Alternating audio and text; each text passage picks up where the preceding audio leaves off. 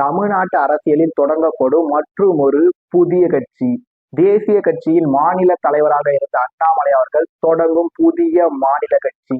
தமிழ்நாட்டு மாநில அரசியலில் புதிய கட்சி தொடங்கும் அண்ணாமலை. மோடியை பார்த்து அரசியலுக்கு வந்த அண்ணாமலை, மோடியை பார்த்து பாஜகவில் இணைந்த அண்ணாமலை இப்பொழுது மோடியை விட்டும் பாஜகவை விட்டும் விலகி தமிழ்நாட்டு அரசியலில் புதிய கட்சியை தொடங்கும் அண்ணாமலை அப்படின்னு சொல்லி அண்ணாமலையை சுத்தி, அண்ணாமலை புதிய கட்சியை சுத்தி வர நியூஸ்கள் ஏராளத்துக்கெல்லாம் ஏராளம்.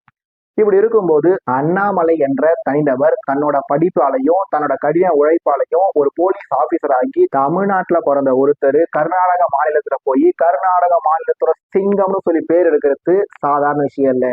அப்படி கர்நாடக மாநிலத்தில் சிங்கம்னு பேர் எடுத்த ஒரு போலீஸ் அதிகாரி தன்னோட போலீஸ் வேலையை விட்டுட்டு அரசியலுக்கு வராரு. மோடி மேல கொண்ட பற்றுனாலையும் பாசத்தினாலையும் பாஜகவில் சேர்றாரு. பாஜகவில் சேர்ந்த உடனே தமிழ்நாட்டு பாஜகவோட துணை தலைவர் ஆகிறாரு. கொஞ்ச நாள்லயே தமிழ்நாட்டு பாஜகவோட தலைவராக ஆகிறாரு.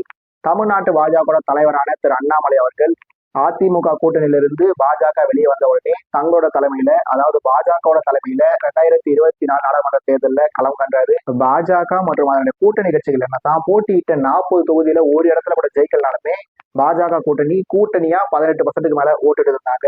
பாஜக மட்டுமே 11% மேல ஓட்டு எடுத்து இரட்டை இலக்கில வாக்குகளை பெற்றிருந்தாங்க. 2024 நாடாளுமன்ற தேர்தலில் பாஜக இரட்டை இலக்கில வாக்குகளை பெற்றிருந்தாங்க. ஒருவேளை அந்த கூட்டணி 2026 தமிழ்நாடு சட்டமன்ற தேர்தல் வரைக்கும் தொடர்ந்து இருந்திருந்தா இந்த 2026 தமிழ்நாடு சட்டமன்ற தேர்தலோட தேர்தல் முடிவுகள் வேறையா கூட இருந்திருக்கலாம்.